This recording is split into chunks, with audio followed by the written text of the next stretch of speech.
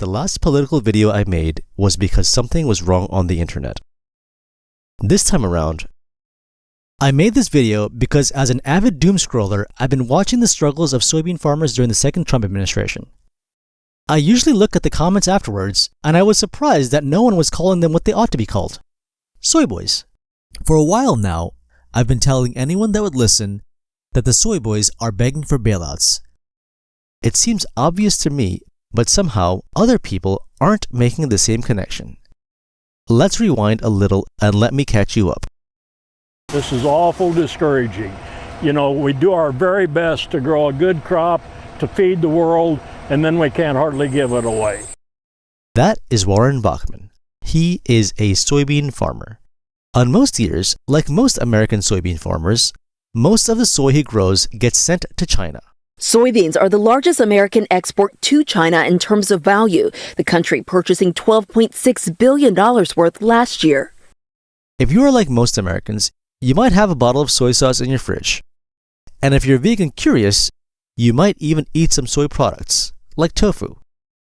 You might assume that the Chinese just eat more soy than Americans.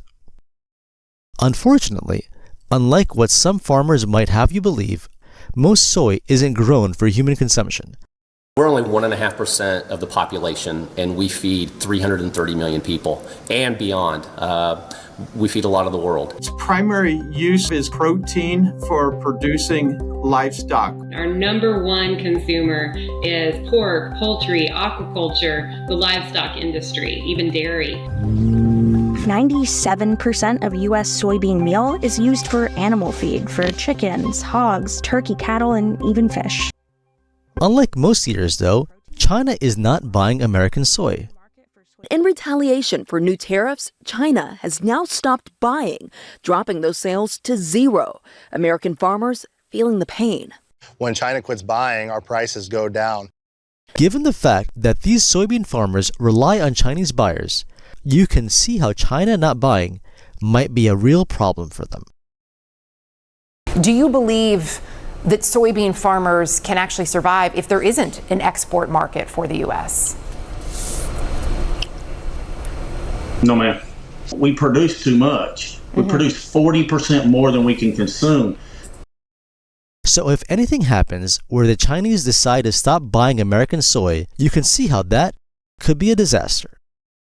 Sign here on the dotted line, Patriots, and I'll give you your discount cards. Just out of curiosity, we can use the cards to buy gum, then immediately quit the army, right? You know, playing you off for chumps. Correct. There's no obligation.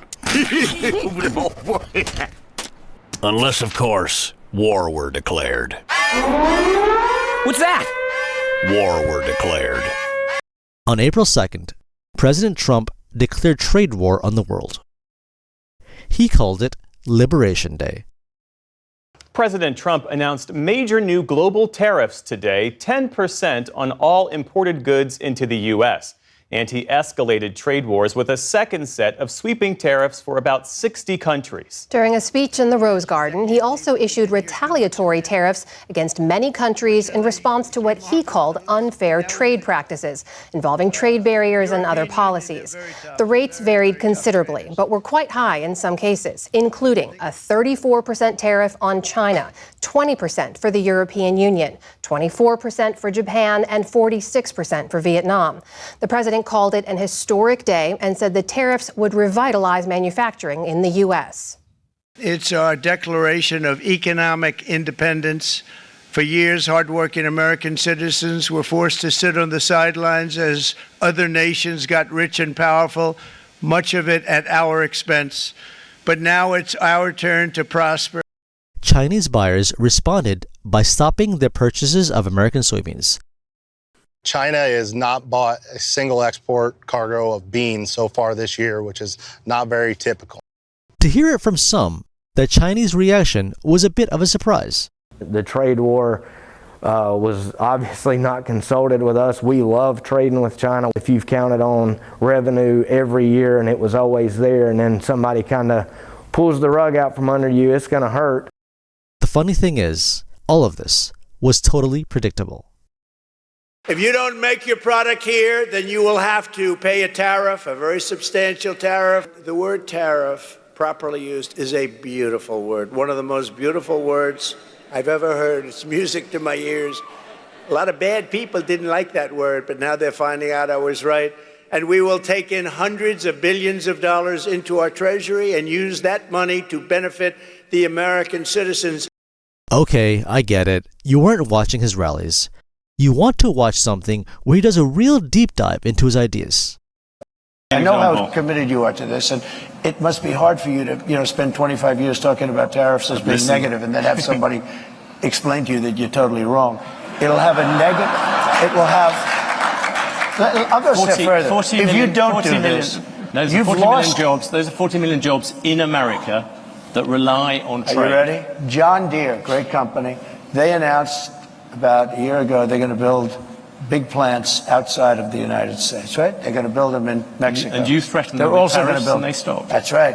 I said, if John Deere builds those plants and not selling anything into the United States, they just announced yesterday they're probably not going to build the plants, okay?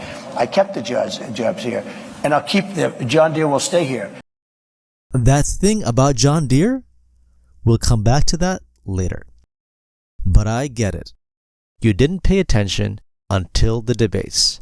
Your plan is what she calls is essentially a national sales tax. Your proposal calls for tariffs, as you pointed out here, on foreign imports across the board. You recently said that you might double your plan, imposing tariffs up to 20% on goods coming into this country. As you know, many economists say that with tariffs at that level, costs are then passed on to the consumer. Vice President Harris has argued it'll mean higher prices on gas, food, clothing, medication, arguing it costs the typical family nearly $4,000 a year. Do you believe Americans can afford higher prices because of tariffs? They're not going to have higher prices. What's going to have and who's going to have higher prices is China and all of the countries that have been ripping us off for years. I was the only president ever. China was paying us hundreds of billions of dollars, and so were other countries. We are going to take in billions of dollars, hundreds of billions of dollars. But it wasn't just the promises. Trump had already been in office before, so farmers didn't have to imagine what he might do. They could look at what he had already done. Let's go back to 2018. The first Trump administration gave farmers more than $20 billion in emergency funds to offset trade losses. He said that he was going to get into these tariff situations while he was campaigning. So you knew that when you voted for him. Why did you vote for him when you knew that you might again face headwinds like you're facing now? I voted for him because I'd like to see manufacturing come back to this country. I'd like to see good paying jobs. I want to see everybody do better. And I think this is some short-term pain for a long-term gain. Roughly a third of Ohio's soybean crop ends up overseas each year, with most of it heading to China. So when China imposed a 25% tariff in July as part of a growing trade war between the two countries, the soybean market took a hit. From 2013, our income is down over 50%. That's a big deal. Chuck Sayre is a third-generation family farmer in Portage County. They grow around 1,500 acres of soybeans. The stuff we're selling today, we're losing money on. We're actually upside down. We've got more input costs in what we're selling today than what we're getting out of it. Our patience is starting to wear a little thin. I mean, we've been told to wait and wait. You know, the tariff deals are coming, the China deals are coming. We feel that we voted and elected a man to put into position that was going to help us, and it's time that happens. I mean, we're getting stretched to our limit. Of all the U.S. agricultural products affected by the Chinese tariffs, the 25% duty on soybeans appears to be the one that carries the most weight. That's because the U.S. exports about $14 billion worth of soybeans to China, which makes it the largest agricultural export to China and nearly 1/3 of total U.S. soybean production in 2017. And now with the tariffs in place, China is expected to cancel most soybeans shipments from the U.S. for the rest of the year. We talked to Illinois farmer Brian Duncan, who grows soybeans. He says about a quarter of his soybeans end up in China. He believes these tariffs could be a pivotal moment for U.S. farmers.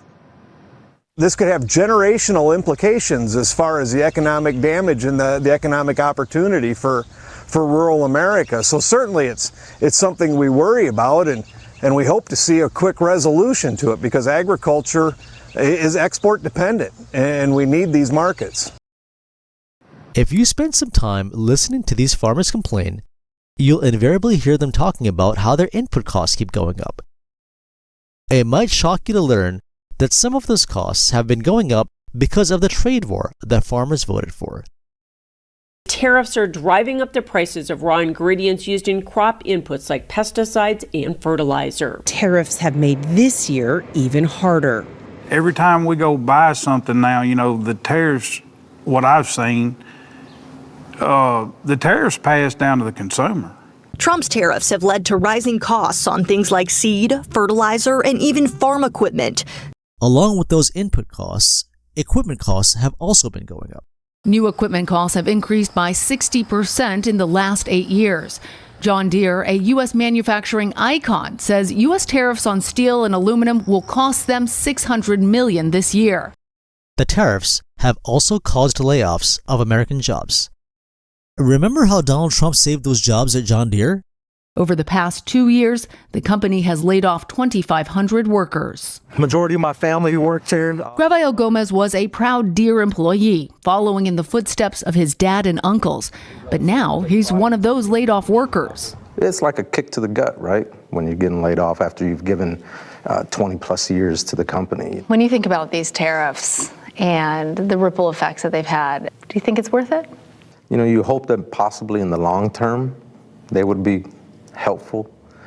Currently here in the short term, no, it's really killing us. We were sold that we were going to do everything we could for the American workers, and we're seeing quite the opposite at this time. Since Chinese buyers have stopped buying American soy, you might expect American farmers to try to sell into other markets. And are there realistic alternatives in the export market that could absorb significant US supply? Or is this more about finding lots of smaller buyers? It's more about finding lots of smaller buyers. China is the big buyer in the world, so to speak. And while some politicians have suggested the U.S. just get into other crop markets rather than, say, soybeans and corn, which of course are our country's top two, Dean there says building up infrastructure, building relationships with different countries, and buying different equipment to harvest different crops takes time, Julie. And he also says that is just not the quick fix right now. It all sounds pretty grim. Soybean farmers have a whole lot of beans harvested and no place to sell it. It gets worse. I think the tariffs are the ice cream on the cake of a perfect storm. When you try to sell a product, okay, U.S. soybeans leaving New Orleans without the tariff to China are cheaper than Brazilian soybeans at the current market. But when you put the tariff on top of them, Brazilian beans are cheaper. Even as their export market dries up and the price of soybeans went down, farmers haven't actually tried making their operations less risky. Soybean farmers rely heavily on debt and take on huge loans to run their farms. I don't think that the average American understands when you go down to the bank and get a crop loan, you've put all your equipment up, all your equity in your ground, you've put your home up, your pickup truck, everything up. And if they can't pay out, and if they've rolled over any debt from last year, they're going to call the auctioneer and they're going to line everything up and they're going to sell it. Farming lives on loans. You have to take out a loan for the next harvest, for the next planting, to buy the next piece of equipment. That's how it's always been. It's not a secret that Soyboys overwhelmingly voted for Donald Trump. Gaffner says farmers like himself, who overwhelmingly voted for the president, are caught in the crossfire. We can't help but feel very anxious of wondering why it's taking so long to get this resolved. Are you angry? Well, whenever you see the administration meet in Spain and they talk about TikTok instead of farming, whenever we're getting ready to harvest, our clock is already tick-tocking away. Oh, sorry, have we not been calling them Soyboys this entire time? Let's fix that. From now on, I'll be calling them Soyboys. Hopefully, I don't slip up and call them something different. Keep me honest in the comments. Soy is like a political fruit or a vegetable. Is it? Yeah. People call you a soy boy. If you're a Republican, people call weak men soy boys. That's like it's an insult. I never knew that. Soy is one of the rare foods that's actually attached to being a bitch. That's a pussy food? Yeah, like if you're a guy who's really into soy. The Soyboys haven't been having a good time since they helped elect Trump to office. Since Chinese buyers haven't been buying American soy, they've been buying from Argentinian and Brazilian farmers instead.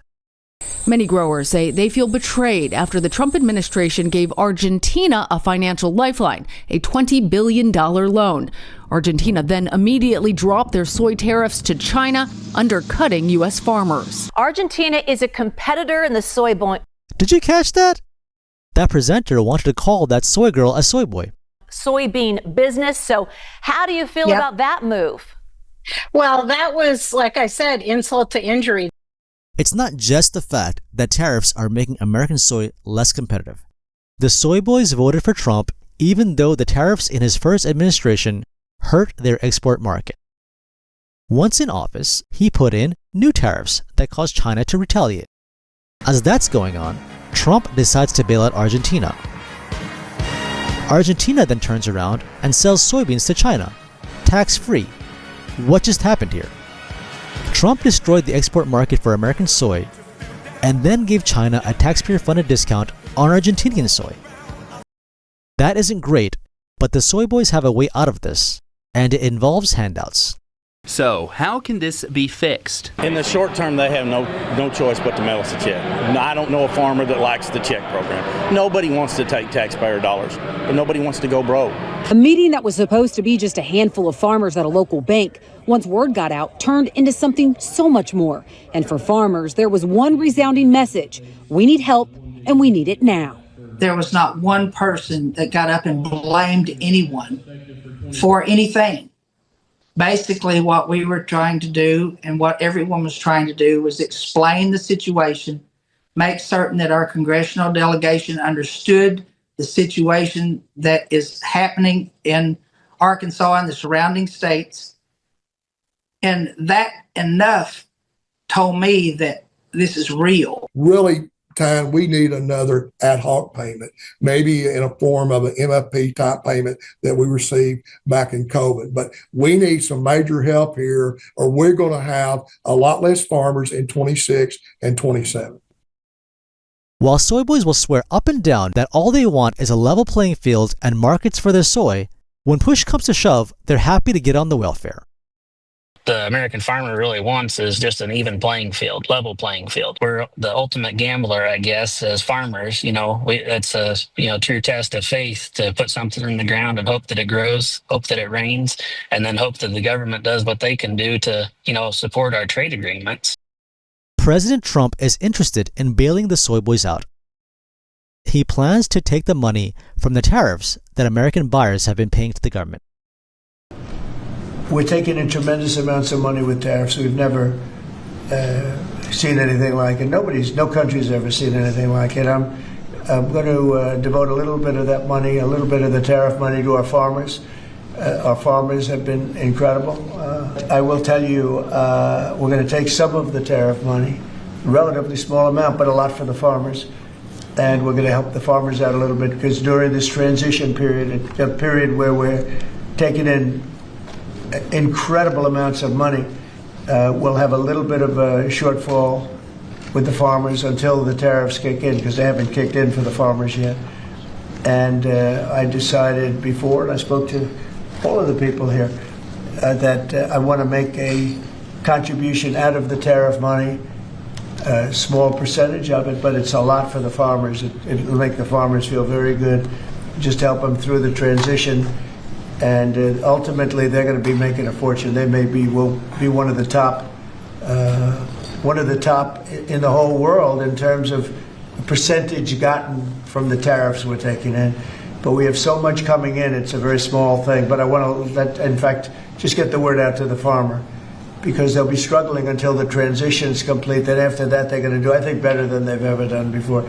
Congressman Eric Burleson says the recent production by Argentina and China stopping its purchasing means the United States has to have farmers' backs. The goal is to get us to a place where our soybean farmers are able to compete competitively throughout the rest of the world. It's really weird for me to see these strong conservatives asking the government to pick winners and losers. Is that true? Is socialism a fair system? Oh, not at all. Because what does socialism do? It allows the government to choose winners and losers. And that is one of the things that we as conservatives fight against. We want a level playing field. What happened to the level playing field? Why aren't we giving it to other industries hurt by tariffs, like tourism? The funniest thing is that the bailouts the Soyboys are begging for mostly go to the richest ones. We also know that when aid packages were rolled out 5 years ago, many farmers who were in need at that time didn't receive any of the aid package. And some of the largest multinational corporations in the world received the largest payments. And that doesn't make sense. But we all know none of that bailout money is going to go to small farms. I don't know why we think we need to do a bailout to save the small farms. We know it's not going to work that way.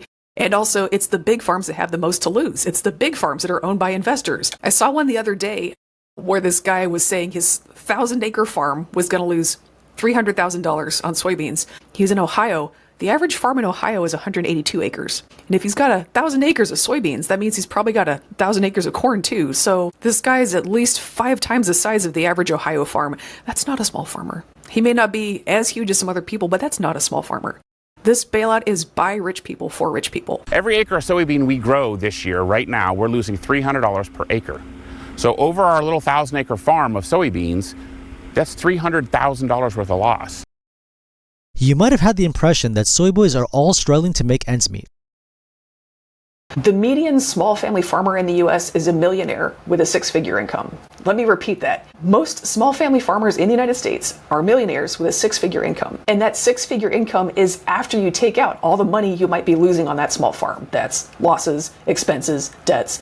6-figure income after you take all of that out. These are not people who are going to go bankrupt because of a $10,000 loss. And I know that can really throw people for a loop because we've been told our whole lives that small family farmers are struggling poor peasant folk. That is just completely out of date. Family farmers in general have made more money than non-farmers every single year since 1998. We've been told our whole lives that small family farms are being pushed out of the business. Well, after a century of pushing the poorest people out of the business, ask yourself who's left. It's not the poor people. Small family farmers today are the kind of people who could hang on through bad years. That means you have some financial ballast. You're not poor people. So I would just say if you're experiencing some emotional angst about finding out that small farmers are not the poor little folk heroes you thought we were, you've been lied to your whole life about who small farmers are. Because it is very politically convenient for big farmers for you to believe that small farmers like me are desperate, are poor, are in need of help. That is why you believe that. It's PR.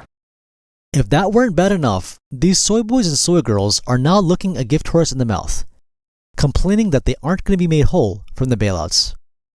And studies have been done where 70 to 75% of any money we get from the government, those kind of payments, goes to the input. So my fertilizer won't come down, the rent for my land, because those people know we're going to get a payment. So, that's the loop we're caught in these days with these government payments. It does not all go into the farmers' pockets. It just goes to put in the crop I have for next year. Part of the reason that many people support welfare for farmers is because of the idea that if enough of them go out of business, we won't have a food supply.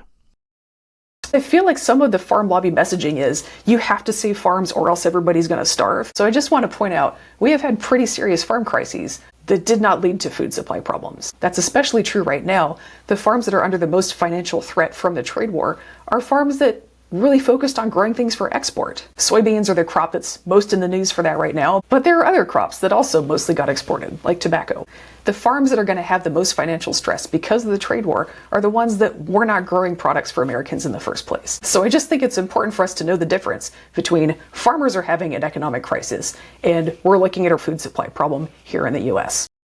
While I'm sure that I'm going to get some Soyboys mad, I don't think we need to continue on this cycle of debt and welfare, especially for a crop that isn't even grown for Americans. And we do know exactly how to stop that cycle from happening. The answer will surprise you. It's just stop bailing them out. I mean, if we're going to help farmers continue to operate, you can't just keep running off of debt. It catches up. Wow. Look at that. Even some Democrats agree. You really could argue that what small farms need is to just let the big guys fail already. The reason that investors love farmland so much is because we're scared to let farms fail. So there's always bailouts. That means guaranteed returns on investment. Investors and wealthy individuals love that. The fact that there's always bailouts and subsidies on subsidies is why investors have been buying up U.S. farmland so much over the last 20 years. Bailouts are like putting out a bat signal for wealthy investors. That's why they're all here. When a lot of people with deep pockets want to buy farmland, it drives up the price. And working farmers and small farmers cannot compete. That is probably the existential question facing U.S. agriculture right now. Will we keep treating farmland as an investment vehicle where the people who own it are not allowed to fail? Or will we have the guts to let the big guys fail and let farmland prices fall back down to where it's priced as a working asset that working people can afford and use it to raise food? I'm trying to turn the farm over to my daughters like my dad turned it over to me. What's to turn over? If there's no profit, if there's no market, if the foreign government's going to go somewhere else, if it's not profitable, why do you keep doing it? If you like this video, share it with a friend. Let me know if you like the political videos or if you want to see more tech-focused stuff. I'd love your thoughts on new video ideas.